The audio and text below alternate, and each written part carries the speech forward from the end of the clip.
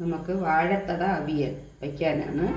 അതിന് കൂട്ട് തയ്യാറാക്കാം. ആദ്യം ഒരു പിടി തേങ്ങ, ഒരു സ്പൂൺ മുളക് പൊടി, ഒരു നുള്ള് മഞ്ഞൾപ്പൊടി, കുറച്ച് ജീരകം, ഒരു നുള്ള് ജീരകം, ഒരു ചെറിയ ഉള്ളി. ഇത്രയും അവിയലിന് അരയ്ക്കും പോലെ അരച്ചുകൊണ്ട് വരണം. നന്നായിട്ട് അരയേണ്ട, കുറച്ച് പിരിപിരായിട്ട് അരച്ചെടുത്തുകൊണ്ട് വരാം. ഇത് വാഴത്തട ഒരു വലിയ സവാളയുടെ പകുതി ഇങ്ങനെ അവിയലിന് അരിയും പോലെ അരിയണം. വലയൊന്നുമില്ലാതെ നീളത്തിലരിഞ്ഞ്. ഇത് മണത്തിന് വേണ്ടി ഒരു 5-6 കഷ്ണം മുരിങ്ങയ്ക്ക വെച്ചിട്ടുണ്ട്. ഇത് അറ്റം പിളർന്നിട്ടുണ്ട്. ഒരു പച്ചമുളക് ഇടാം.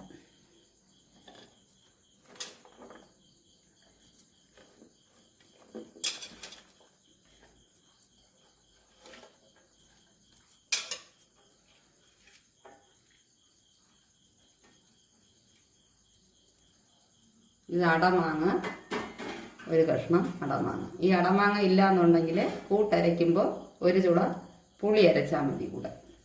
എന്നിട്ട് നമുക്ക് കൂട്ടിടാം.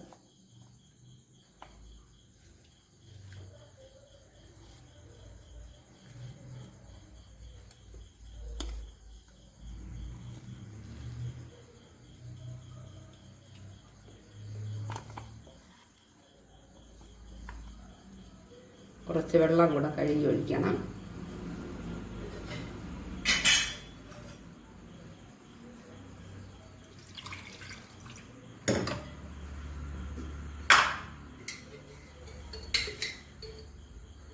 ആവശ്യത്തിന് ഉപ്പ്,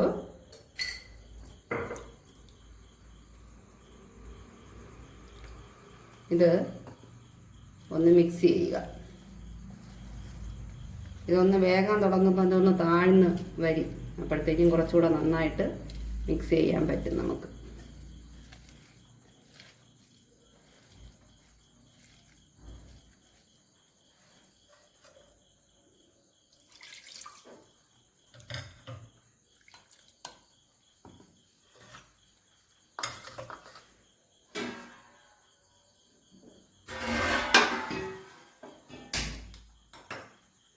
ഇത് വെന്ത് വരുമ്പോൾ ഒന്നും കൂടെ ഇളക്കി കൊടുക്കണം.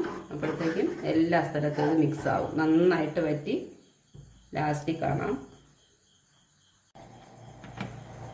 ഒരു 20 മിനിറ്റ് ആയപ്പോൾ ഇത് നന്നായിട്ട് വറ്റിയിട്ടുണ്ട്. ഇതിൻ്റെ ഇടയ്ക്ക് ഞാൻ ഒരിക്കൽ തവിക്കണ കൊണ്ട് ഇളക്കിയായിരുന്നു. കഷ്ണം പൊടിയാതെ തവിക്കണ കൊണ്ട് നന്നായിട്ട് മിക്സ് ചെയ്തു.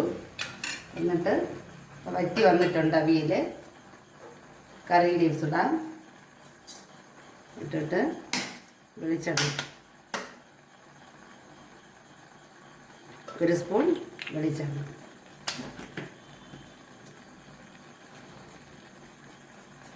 വെച്ചിട്ട് ഓഫ് ചെയ്യാം. വിളമ്പാൻ നേരം പിന്നെ ഒന്നും കൂടെ നന്നായിട്ട് തവിക്കണം കൊണ്ട് ഇളക്കിയിട്ട് വിളമ്പാം. നല്ല മണവും ഗുണവും ഉള്ളതാണ്.